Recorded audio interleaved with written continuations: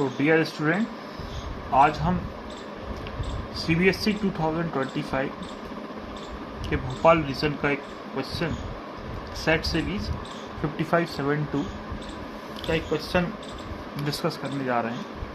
ये third MCQ है। इसमें कहा गया है कि in a circular loop of radius r a current I enters at point E। मतलब एक सर्कुलर लूप है जिसकी रेडियस r है, या आप OA और OB देख सकते हैं। रेडियस r, मैं लिख भी देता हूँ यहाँ पर, रेडियस r है। अब एक करंट I है, वो पॉइंट A पर एंटर हो रहा है, फिर AB आर्क इस लेंथ इस पाथ से जाता हुआ B पॉइंट से एग्जिट हो रहा है। तो हमसे कहा गया कि हमें मैग्नेटिक फील्ड निकालनी है सेंटर O पर। तो ये जो करंट I है इसकी मैग्नेटिक फील्ड निकालनी है सेंटर O पर। तो ये बहुत ही अच्छा क्वेश्चन है बायोट-सैवर्ट लॉ का।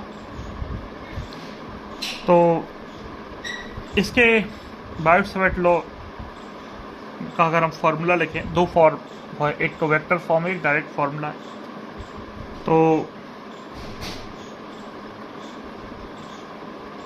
TB कह सकते हैं क्योंकि स्मॉल मैग्नेटिक फील्ड ही निकालते हैं। TB equal to mu naught upon 4 pi I dl sine theta upon r। ठीक है, ये तो नॉर्मल फॉर्मूला। यहाँ पर जो साइन थीटा है एक करंट और dl के बीच का, करंट और रेडियस के बीच का एंगल है। इसका अगर हम वेक्टर फॉर्म लिखें, जो कि हमें इस क्वेश्चन में मदद करेगा, वो होगा dB equals to mu naught upon 4 pi I dl cross r upon r। तो ये वेक्टर फॉर्म है और इसी क्वेश्चन, इसके मदद से हम लोग इस क्वेश्चन को सॉल्व करेंगे। तो अगर आप ध्यान से देखें तो यहाँ पर तीन इस करंट, इस पूरी प्रॉब्लम को हम तीन पार्ट में तोड़ सकते हैं। पहले तो करंट जहाँ से एंट्री हो रहा है, ठीक है, फिर इस आर्क में जो कि 1/4 ऑफ द टोटल पेरीमीटर है, इस आर्क में जाता है, और फिर ये B पॉइंट से एग्जिट करता है। ठीक है, तो यहाँ पर एक क्रॉस प्रोडक्ट का रूल यूज़ करेंगे। इस आप इसको नाम दे देते हैं, इस लेंथ के कारण सेंटर पर मैग्नेटिक फील्ड O पर कितनी होगी, उसके बाद इस R के कारण सेंटर पर मैग्नेटिक फील्ड कितनी होगी, उसके बाद ये जो एग्जिट वाला पाथ है इसके कारण सेंटर पर मैग्नेटिक फील्ड कितनी होगी। बहुत सिंपल सी बात है।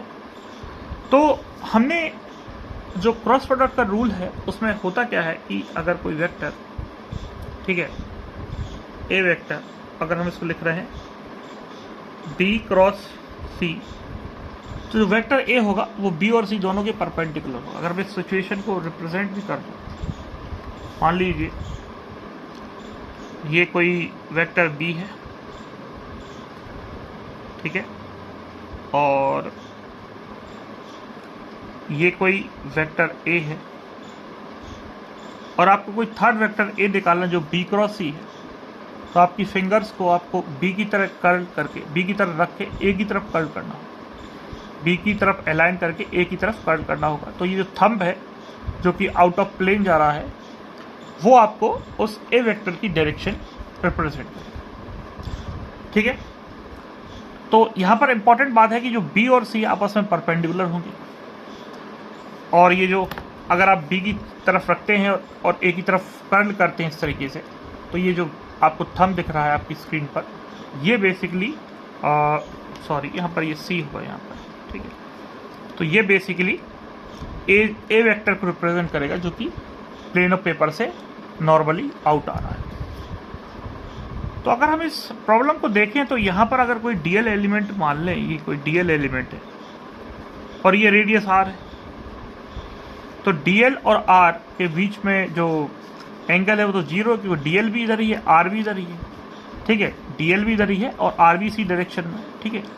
रेडियस भी इसी डायरेक्शन में, डीएल भी इसी डायरेक्शन में, तो इनका क्रॉस प्रोडक्ट 0 हो जाएगा। और ऐसे ही अगर आप पॉइंट डी से देखें तो इसका जो डीएल है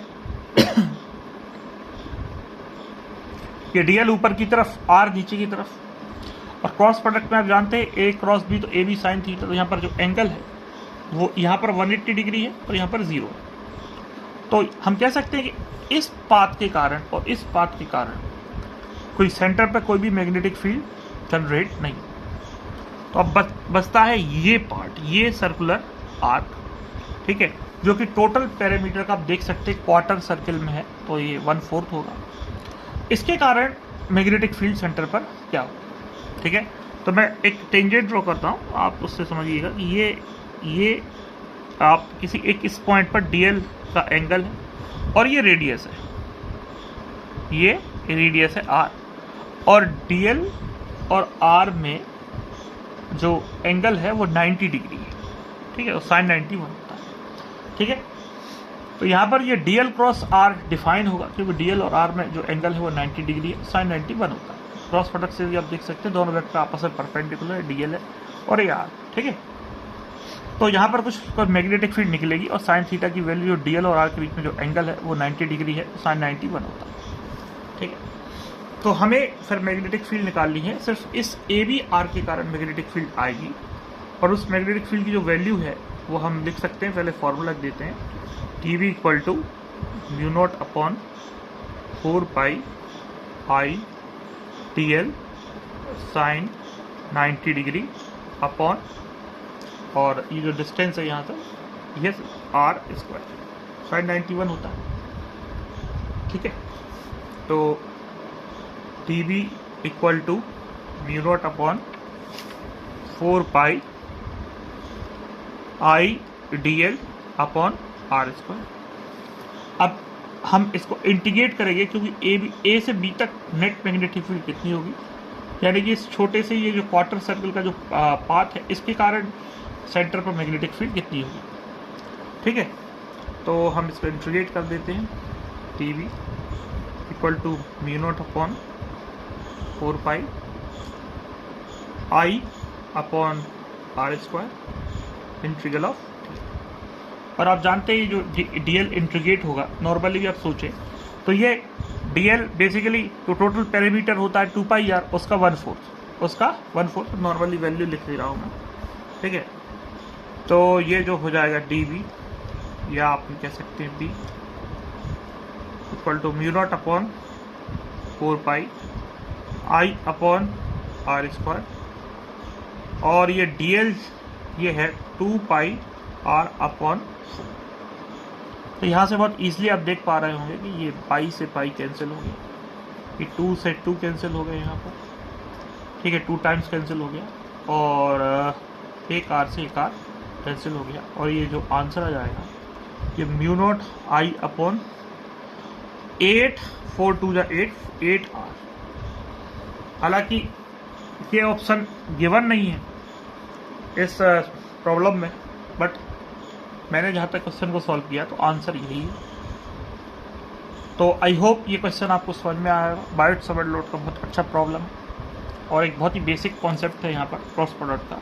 अगर वो समझ में आता है आपको तो ये क्वेश्चन भी आपको निश्चित रूप से सॉल्व हो जाएगा।